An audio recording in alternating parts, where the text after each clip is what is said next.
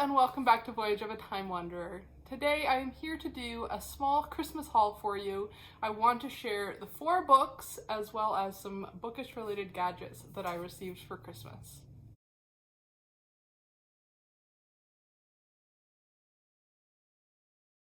So I hope all of you have also had a lovely Christmas. I have so enjoyed having some time to just relax and catch up on some reading that I hoped to finish up before the end of the year.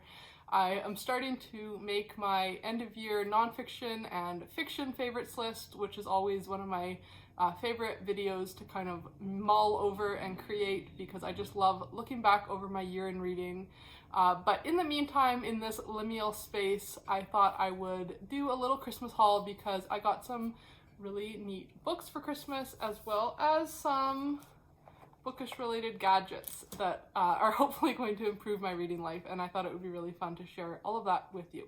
So I'll start with the books, and it's become a bit of a tradition that in my stocking I receive a blind date with a book from our local bookstore. They do these wonderful blind date with a book packages, and then I get to choose a book that sounds kind of interesting and my husband doesn't have to try to guess what kind of book I might be interested in. So the blind date with a book envelope that I chose this year says, historical fiction, magical story about the mysteries of life, the enchantment of flowers, and the wonders of love. So I picked this obviously primarily because it was historical fiction, and I also thought maybe it would have kind of the miniaturist kind of magical realism vibes, and I thought the story having something to do with flowers sounded like it might be a really great spring read. And so the book that was inside that package is The Apothecary's Garden by Jeanette, Lynes. And it looks like this book is actually set during the Victorian era in Toronto, so that's going to be really interesting. I haven't read very much Canadian historical fiction set during the Victorian era in Canada, so I think kind of learning a bit more about life in Victorian Toronto should be really interesting. And it sounds like maybe this is a bit of a steampunk version of the Victorian era. I'll read a little bit of the flap. It says, Victorian Canada, touring circuses, seances, and a world powered by steam engines. But in Belleville, a 28-year-old spinster, Lavender Fitch, barely scrapes by selling flowers from her garden at the train station. Her position in life greatly diminished after the death of her father, the local apothecary. And then it sounds like we're going to have a traveling psychic and her sidekick show up on the train and potentially start taking advantage of Lavender in her desperation to try to save her family's house. So that sounds really interesting, and I love the cover with all the flowers. I think this will be perfect for like a February or March read. Then I got a matching set of The Story Girl duology by Lucy Maud Montgomery. So we have the first book, The Story Girl, and then its sequel, The Golden Road. These 2 books are what the Road to Avonlea television series is based off of, but I had somehow missed out on reading the source material through my childhood, even though I was absolutely obsessed with the show, and my sister and I watched and rewatched those episodes until we basically had them all memorized. Somehow I never read the actual books because I think I had picked up the Chronicles of Avonlea by mistake, thinking that it was what Road to Avonlea was based on. And it was like, oh, this isn't the same story at all. It must not have actually been based on Lucy Maud Montgomery's works. And so I kind of thought that I had tried to read the source material and then realized, in fact, that I had not. Both of these books follow the King cousins through their childhood adventures on Prince Edward Island, as well as including the stories that the Story Girl entertains them with.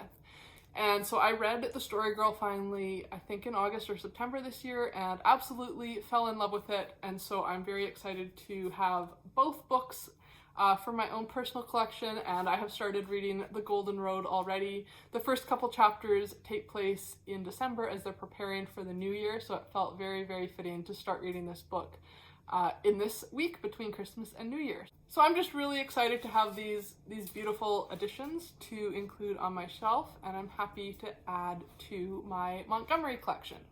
And then the 4th book that I received for Christmas, my mom and sister picked up for me, and that is Africa Risen. And this is actually a short story anthology. And it is edited by Cherie Renee Thomas, Ogun Nichoviwe Donald Ikapeki, and Zelda Knight. And again, absolutely stunning cover. We've got this girl who's in some sort of like an astronaut costume, but then it also has some interesting scales and then these flowers, and I think it's just absolutely stunning. This is actually quite a large, chunky book, and it says on the flap that it's from an award-winning team of editors who've created an anthology of 32 original stories showcasing the breadth of fantasy and science fiction from Africa and the African diaspora. I really enjoy reading Afrofuturism as kind of a subgenre of sci-fi fantasy. I've read a couple Afrofuturistic books and short stories before, and so I'm really excited to have a whole collection to dive into. I imagine if I read them all back to back, they might kind of start to blend together or feel a bit too similar, so I'm planning to kind of split this up and pick up a short story here and there whenever I feel like I want a little dose of African literature, and then hopefully I'll be able to get through all the 30 plus stories by the end of the year. So I think this is just, again, an absolutely beautiful and a very unique book. It wasn't on my radar at all, so I'm very grateful that my sister somehow found it and knew that it would be something that I would be very interested in reading. So those are the 4 books that I'm adding to my home library, thanks to Christmas presents. And then I also received a couple kind of reading related gadgets that I thought I would talk about, because these are the sort of little bookish technology pieces that I think readers would be interested in, and I'm really hoping will improve my reading life. So I finally got an actual book light. I don't know why I've been like eschewing book lights for so long, because I have already had 2 or 3 reading sessions with this book light, and I absolutely love it. It has 3 light settings. There's like a normal light, a cool light, and then this is what I love. It's like the amber light. And so I feel like it almost feels like reading by candlelight or firelight, and I think it's supposed to be moderately better for you in terms of like blue light blocking or whatever. But I love that it has the 3 settings. It's got a nice big clamp that isn't too heavy, so even with a paperback book, I have tried using this and it hasn't felt like it is like bending the cover or anything. And it's very adjustable, so I can get exactly the angle that I want. And I'm very impressed also with the battery life. It has a little like indicator on the back here, and it's still showing full battery, and I've probably already read with this for like 3 or 4 hours since I got it. So it's looking like I will only have to charge it like once a month or something, which is absolutely amazing. And it's really nice. You know, I really like reading before bed or in the evenings. And I hate having to have like the full overhead light on in the bedroom because it just feels so uncozy. And so this is definitely making my reading significantly cozier already. And then I finally succumbed to what I feel like is a viral Bookstagram hack, but it could just be that Instagram is feeding me exactly the content that they know I will be influenced by. And that is to get a clamp and remote so that you can read an e-reader in bed, hands-free, for ultimate relaxation and comfort. So I got this gooseneck clamp that you can clamp onto your bed, and it holds like a phone. I mostly read ebooks on my phone, but it would hold a phone, or if you turned it this way, it would hold a Kindle or another e-reader. And then the part that I'm most excited about is this little page turner remote. And so you just hook this part onto your e-reader device, and then you can turn the pages by holding this remote and pressing the buttons. And so basically you can set up the clamp to have your e-reader or phone wherever is comfortable for you, and then be all under the covers and just clicking to turn the page. You don't have to hold your phone up. You don't have to drop it on your face and get like a bruised nose like I have multiple times. You don't have to remove your hands out of the covers if it's a particularly cold evening. And I just finished this afternoon my first reading session, all rigged up with this technology. My husband said it looked a little bit ridiculous, but it was absolute peak reading comfort. And so I'm really excited to have this as an option when I'm reading books on my phone or another e-reader. And then I got these beautiful sticky tabs, which are in my very favorite colors. As you can tell, it matches my sweater.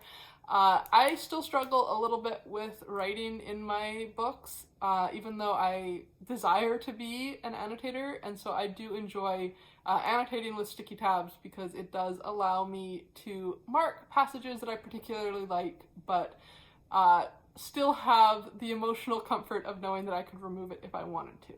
And then lastly, and this is like a bookish activity that I'm imagining I will do while listening to an audiobook, and that is this little bookmark weaving loom kit. As you can see, it's perfectly sized to make bookmarks and has all the wool that you would need for your first project. And I am quite excited to try making my own little woven tweed bookmark. I think it will be a really relaxing audiobook activity and something that's very small and portable when I don't feel like having maybe a whole knitting project or something on the go. So that is my haul of books and bookish related gadgets that I received for Christmas. If you received books for Christmas or are planning to spend Christmas money on books, I would love to know what you received. And until next time, enjoy wandering through the pages of a good book. Bye.